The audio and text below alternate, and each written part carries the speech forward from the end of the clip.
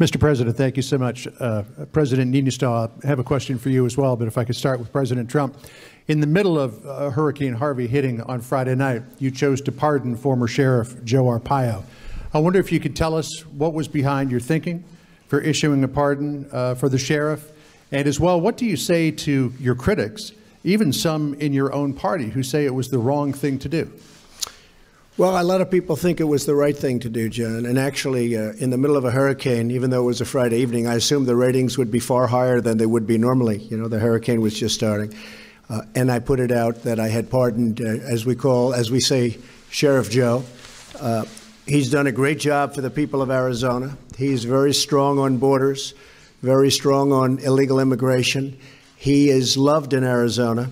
I thought he was treated unbelievably unfairly when they came down with their big decision to go get him right before the election voting started, as you know, and he lost in a fairly close election. He would have won the election, but they just hammered him just before the election. I thought that was a very, very unfair thing to do.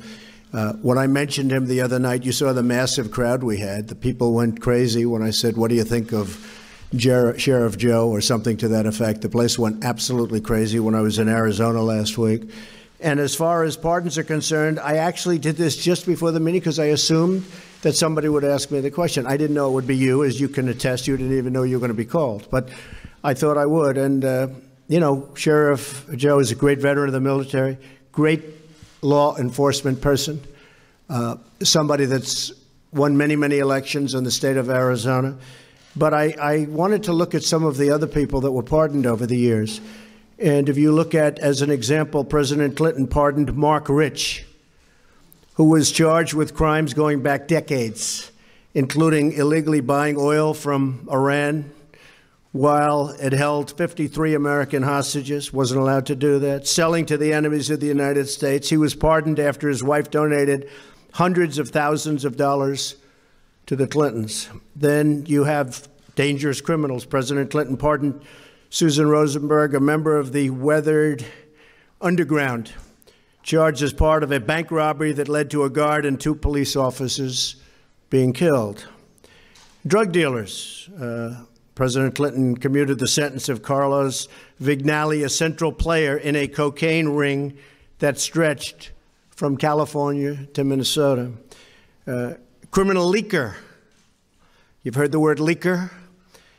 President Obama commuted the sentence of Chelsea Manning, who leaked countless sensitive and classified documents to WikiLeaks, perhaps and others, but horrible, horrible thing that he did, commuted the sentence, and perhaps pardoned.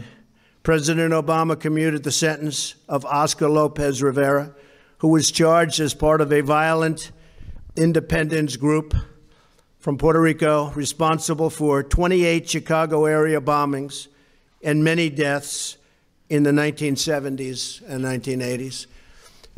Sheriff Joe is a patriot. Sheriff Joe loves our country. Sheriff Joe protected our borders. And Sheriff Joe was very unfairly treated by the Obama administration, especially right before an election that he would have won.